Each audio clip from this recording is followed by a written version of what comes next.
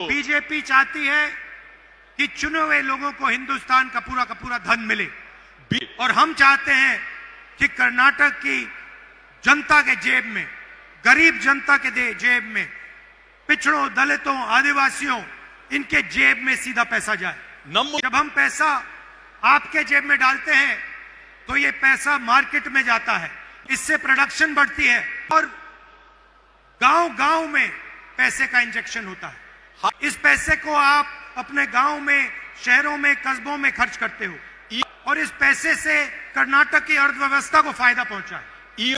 BJP के model में वो 2-3 अरबपतियों को सारा का सारा धन पकड़ा देते हैं। ये अरबपति अपना पैसा गांव में, कस्बों में नहीं खर्च करते हैं, ये लंदन में, न्यूयॉर्क में इधर उधर एसेट्स खरीदते हैं और आपका पैसा चुने हुए लोगों के हाथों में चला जाता है। के मॉडल में रोजगार खत्म होता है, हमारे मॉडल में रोजगार पैदा होता है। उनके मॉडल में अगर आप बीमार होते हो तो आपको कर्ज में डूबना पड़ता है, हमारे मॉडल में आप बीमार होते हो, आपके जेब में पैसा होता है इलाज कराने के लिए। उनके मॉडल में आप लाखों करोड़ रुपए स्कूल्स और कॉलेजेस और यूनिवर्सिटीज, प्राइवेट स्कूल्स और कॉलेजेस और यूनिवर्सिटी को देते हो, परिवारों को कर्ज में जाना पड़ता है।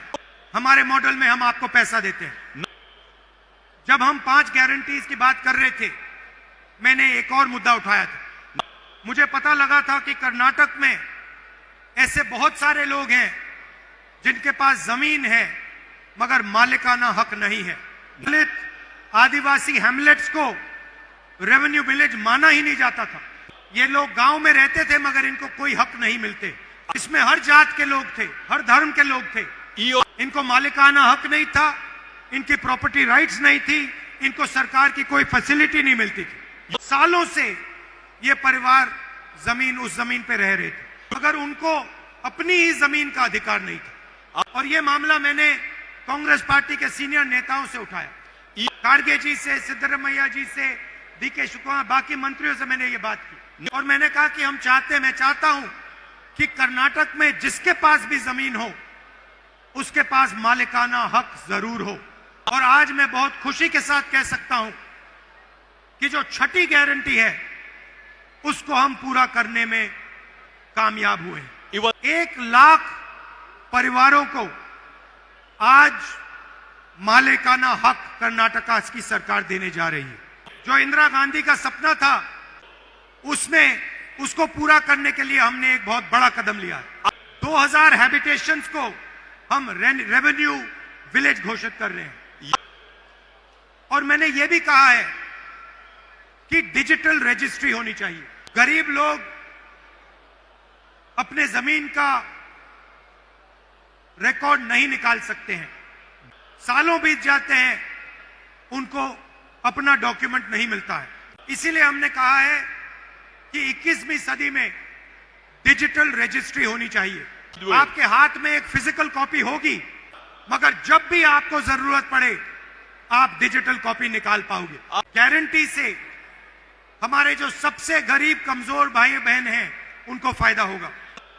लंबिनी, बंजारा, भोवी, सोलिगा, नायक, इन सब लोगों को, इन सब कम्युनिटीज को फायदा मिलने जा रहा है। एक और बात बोली है, 50,000 ऐसे परिवार हैं जिनके पास अभी भी मालिकाना हक नहीं है।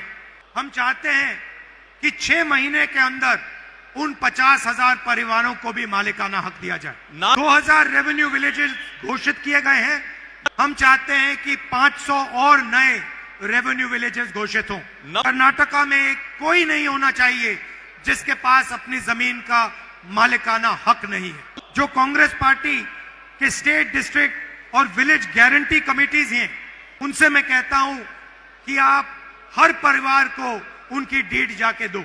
हर परिवार को अपना मालिकाना हक मिलना चाहिए और हम चाहते हैं कि कर्नाटक हिंदुस्तान का पहला प्रदेश हो जहां जिसके पास भी जमीन है उसके पास उस जमीन का हक है। फायदा हमने आपको 5 गारंटी का किया था मगर सच्चाई में हमने आपके लिए 6 गारंटी की है और ये शायद सबसे जरूरी कर्नाटक के भविष्य के लिए गारंटी है।